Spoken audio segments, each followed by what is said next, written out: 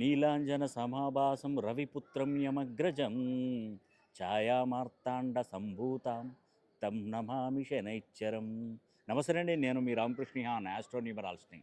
జనవరి 10వ తారీఖున జరిగేటువంటి శని హోమానికి సన్నద్ధమయ్యామండి. ఇక్కడ నుండి సమిధలు తీసుకొస్తున్నాము. శనేశ్వరుని ఆవరణలో ఉన్నటువంటి సమిధలు అక్కడికి శని హోమానికి తీసుకొస్తున్నాం.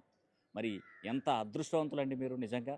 జనవరి 10వ తారీఖున శని హోమం తప్పకుండా పేరు పేరున ప్రతి ఒక్కరూ శని హోమం చేయించుకోండి. ఇక్కడ కనుక మనకు శని హోమం మిస్ అయితే మళ్ళీ 30 సంవత్సరాల దాకా అసలు అవకాశమే ఉండదు. ఖచ్చితంగా చెప్తున్నానండి. ఎందుకంటే శని కుంభరాశిలో ఉన్నాడు. కుంభరాశిలో నుండి మీనరాశిలోకి వెళ్ళిపోతున్నాడు శనీశ్వరుడు. కాబట్టి మనం తనని సాగనంపుదాం. ఎందుకంటే ఈ యొక్క శని ఎవరైతే సాగనంపుతారో, ఎవరైతే శని హోమం జరిపించుకుంటారో నెక్స్ట్ 30 సంవత్సరాల దాకా వాళ్ళకి ఎలాంటి డిస్టర్బెన్స్ ఉండదు.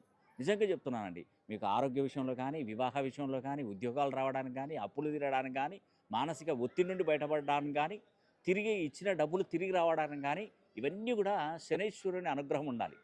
కాబట్టి శని హోమం జనవరి 10వ తారీఖున మీరు చేయించుకోండి. ఇంకొక విషయం ఏంటంటే శివుడి ఆజ్ఞ లేనిదే చీమైనా కొట్టదు.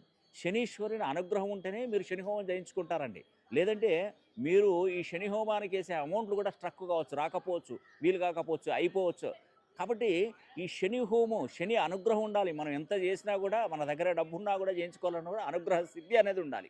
అలా ఉన్నటువంటి వారికే శని అనుగ్రహం దక్కుతుందండి తప్పకుండా.